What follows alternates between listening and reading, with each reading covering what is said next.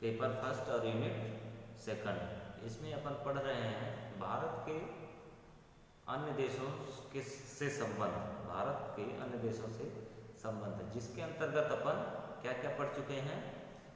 भारत नेपाल संबंध, भारत पाकिस्तान संबंध, भारत भूटान संबंध, भारत श्रीलंका संबंध, यानी कि अभी हम एशिया के जितने सारे देश हैं उनके विषय में भारत चीन संबंध, ये सारी चीज़ें पढ़ चुके हैं। ठीक है ना। अब संबंध के विषय में बात आती है तो 2-3 चीज़ें क्लियर करना जरूरी है। पहला तो यह है कि संबंध की आवश्यकता क्या है, संबंध की आवश्यकता क्या है। दूसरा, संबंध हम कैसे बनाएं। और तीसरा, संबंध का हमारे विकास में या अन्य देश के विकास में उन संबंधों की भूमिका क्या होती है। ठीक है। तो आज अपन पढ़ेंगे, क्योंकि कल अपन क्या खत्म किए हैं पिछली कक्षा में, भारत और भूटान संबंध। भारत और भूटान संबंध के बाद आज का जो टॉपिक है, आज का जो शीर्षक है वह क्या है, भारत और अफगानिस्तान संबंध। भारत और अफगानिस्तान, ठीक है ना। भारत और अफगानिस्तान के वैदेशिक संबंध कैसे हैं, ठीक है ना। और भारत और अफगानिस्तान की आज के समय में क्या संबंध की क्या महत्व है और इसका क्या मतलब है, इन सभी विषयों पर अपन विस्तृत चर्चा करेंगे। तो सबसे पहले अपन पृष्ठभूमि देखेंगे कि अफगानिस्तान कहाँ स्थित है, उसकी चतुर्दिक सीमाएं क्या हैं, ठीक है ना। इस विषय में हम आप अच्छे से देखेंगे। ठीक है, तो देख लीजिए, मध्य एशिया, दक्षिण एशिया तथा पश्चिम एशिया के द्वार पर स्थित, मध्य, दक्षिण और पश्चिम, ठीक है ना, मध्य, दक्षिण और पश्चिम भाग में अफगानिस्तान एक इस्लामिक देश है। इस्लामिक देश, इस्लामिक देश का क्या तात्पर्य है, यानी कि मोमडेन कंट्री है। मोमडेन कंट्री में जहाँ पे मुस्लिम बहुसंख्यक है, मुस्लिम आबादी सर्वाधिक है, ठीक है ना। तो इस्लामिक देश है। इसकी सीमाएं पूर्व में पाकिस्तान, यानी कि पूर्व में पाकिस्तान, पश्चिम में ईरान, उत्तर में तुर्कमेनिस्तान, ठीक है ना, तुर्कमेनिस्तान और उज्बेकिस्तान, तुर्कमेनिस्तान और उज्बेकिस्तान और तजाकिस्तान से लगी है। यानी कि उत्तर में 3 देशों की सीमा से लगा हुआ यह देश है। कौन कौन सा, तुर्किस्तान, उज्बेकिस्तान और तजाकिस्तान।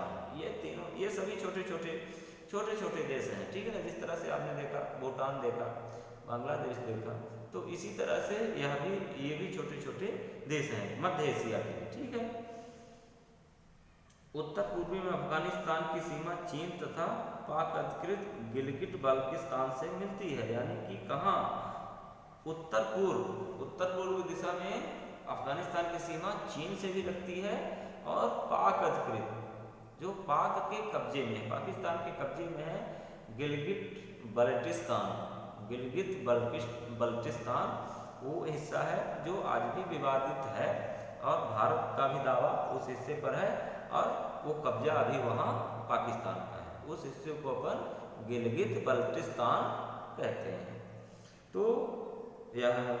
फिर जिस पर भारत भी दावा करता है, ठीक है ना। अफगानिस्तान का क्षेत्रफल लगभग 6,52,000 वर्ग किलोमीटर है। यानी कि अफगानिस्तान का क्षेत्रफल कितना है, तो 6,52,000 वर्ग किलोमीटर, यानी कि चारों तरफ वर्ग किलोमीटर, यानी इधर भी और इधर भी, यानी कि 6,52,000 किलोमीटर जो है, तो इसका क्षेत्रफल है और इसकी जनसंख्या 3,86,00,000 है। अफगानिस्तान में कुल आबादी कितनी है, 3,46,00,000। ये आप लोग अच्छे से नोट करते जाइए, 3,46,00,000 जो है तो इसकी आबादी है। इस्लाम यहाँ का आधिकारिक धर्म है। इस्लाम यानी कि इस्लाम धर्म, जिस तरह से हमारे यहाँ हिंदू धर्म के लोग सर्वाधिक पाए जाते हैं, उसी तरह से वहाँ इस्लामिक धर्म, क्योंकि कंट्री ही इस्लामिक है, तो पाया जाता है, ठीक है ना।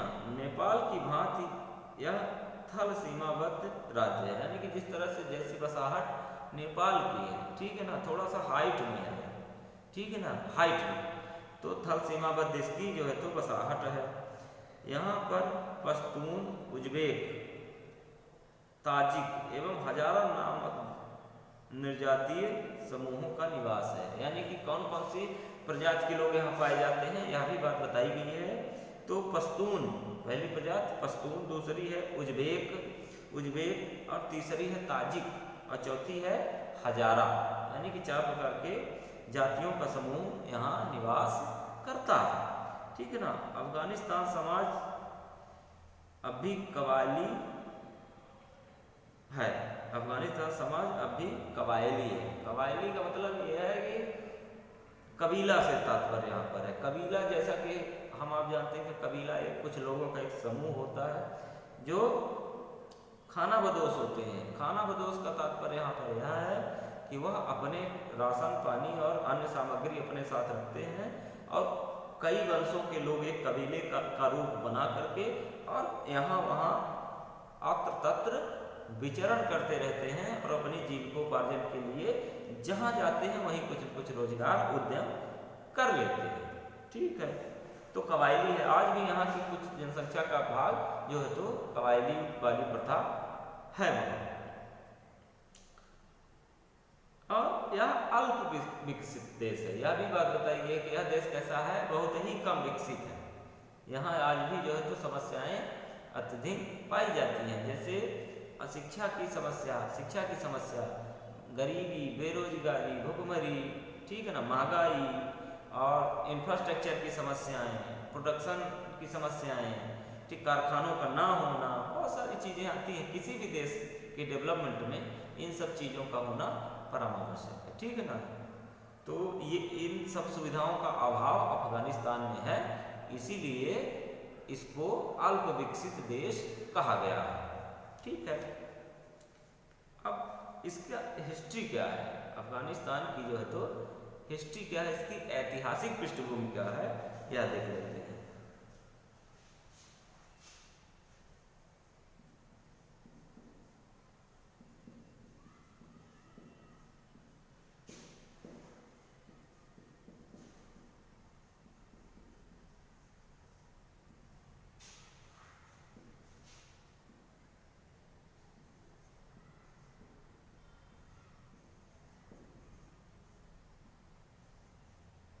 ठीक है।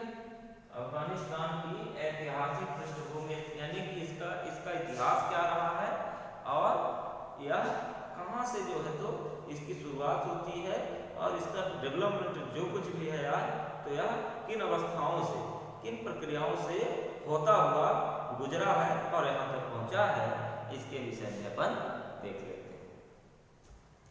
तो अफगानिस्तान का आधुनिक इतिहास ब्रिटिश काल से प्रारंभ होता है। यानी अफगानिस्तान का जो आधुनिक इतिहास है, प्राचीन की बात नहीं की जा रही है, यहाँ आधुनिक इतिहास की बात की जा रही है और इसका प्रारंभ ब्रिटिश काल से माना जाता है।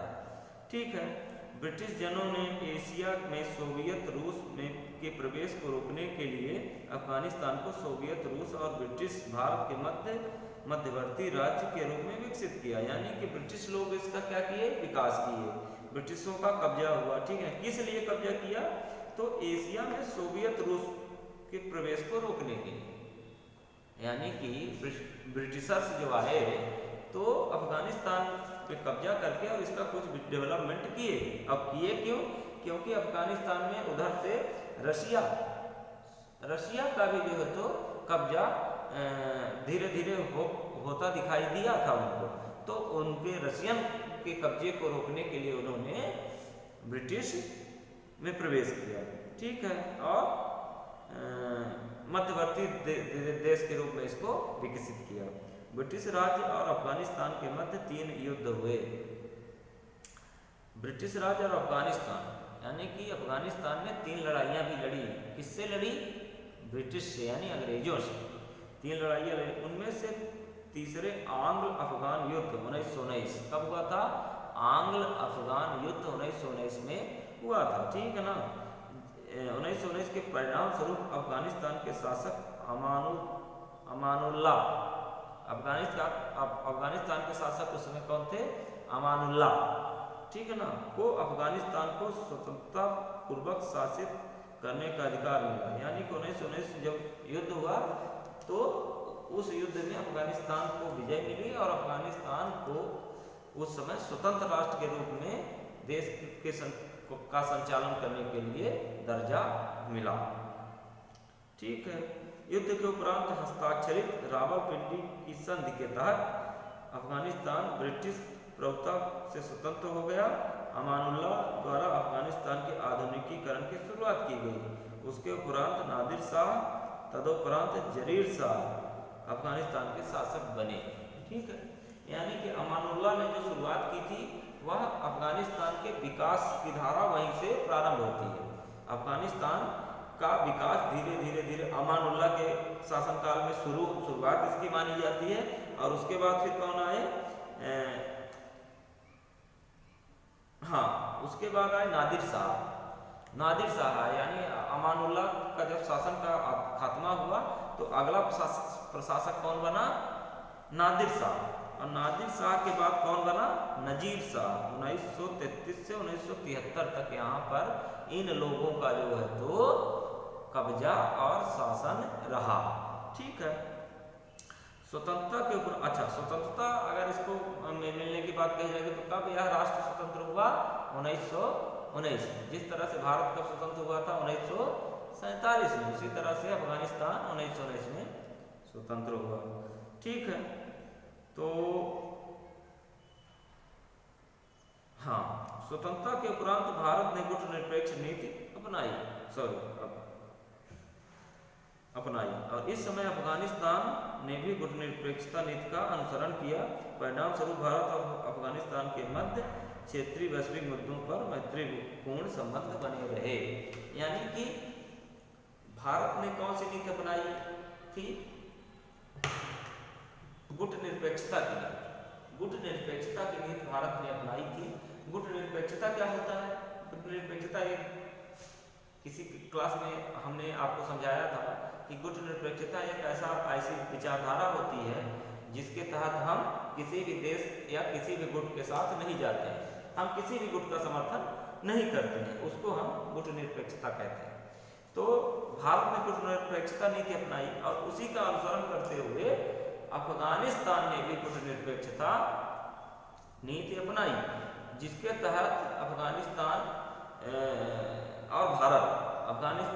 और भारत के संबंध मैत्रीपूर्ण रहे। ठीक है। तो इसको आप लोग देख लीजिएगा। अगली कक्षा में अपन इसी को आगे बढ़ाएंगे। Thank you.